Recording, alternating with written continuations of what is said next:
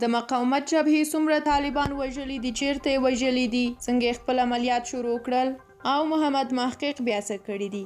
دا دوه مهم خبرونه په همدې ویډیو کې وګورئ او چینل د نورو ویډیوګانو لپاره سبسکرایب کړئ. لومړی دا چې د طالبانو ضد د ملي مقاومت جبهه ادعا کوي چې تېره ورځ یې په پنجشیر ولایت کې په یوه تازه حمله کې 10 طالبان وژلي او 12 نور یې ټپیان کړي دي، خو طالبان دغه ادعاوې ردوي.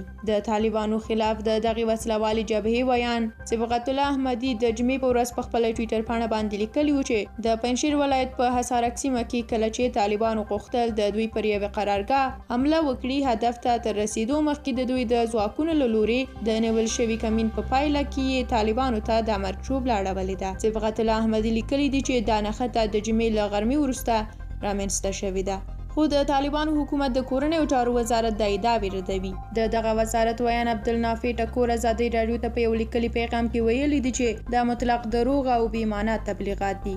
حصارک کې یو ډز هم تر دې شیبې پورې نه دی شوی، خو ځینو رسنیو پرون له پنجشیر ولایت د جګړې ځینې ویډیوګانې خپرې کړي دي. د مقاومت جبهه اوس مهال د طالبانو خلاف یوازینۍ وسلواله جبهه ده چې وخت ناوخته له طالبانو سره د چریکي جګړو او ان د مرګ ژوبلو راپورونه ورکوي. په واک کې ګډون د ښځو حقونو ته درناوی او یو شمېر نور هغه مسایل دي چې مقاومت جبهه پرې د طالبانو سره اختلاف لري. خو طالبان ویلي دي چې د اسلامي شریعت له مخې د ښځو حقونو ته درناوی لري او دغه شیان په حکومت کې د ټولو اړخونو غړي موجود دي.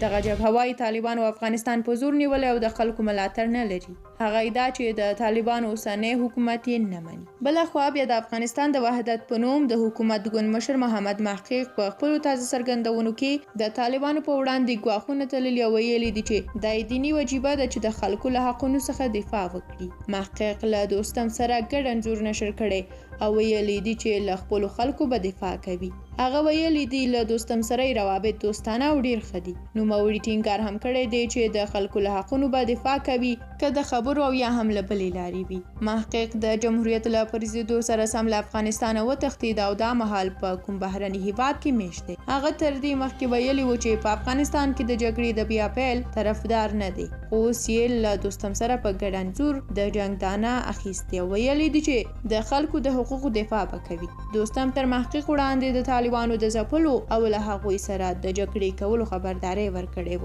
او کوښښ یې کړی دی چې ځان د پخوا په شان ځواکمن وښیي. اوس چې محقق ورسره یو ځای شوی نو دوی به ډیر ژر او حتمي د کم غورځنګ اعلان وکړي. د طالبانو په وړاندې ګواښونه که څه هم کمزوري دي خو ورځ تر بلې د زیاتېدو په حال کې دي. اوس مهال د جبهه مقاومت په نوم د قومندان مسعود د زوی وسلواله ډله فعالیت لري چې د طالبانو په وړاندې موضوعګیري کوي او مقاومت کوي. په ورته وخت کې بیا د طالبانو د حکومت په وړاندې یو بل ګواښ چې د داعش ډله ده هغه باید له پامه ونه غورځول شي، ځکه هغوی هم مقاومت کوي او ان له شتون څخه امریکا هم ویره څرګنده کړي، خو طالبان هیڅ یوه ډله د ځان لپاره خطر بیا نه ګڼي. له تاسو ډیره مننه کوم چې ویډیو مو تر پایه ولیدله. زموږ د چینل نورې ویډیوګانې هم مه هیروئ. تر بیا یو بلې ویډیو چې راځم تاسو ته ښه وخت.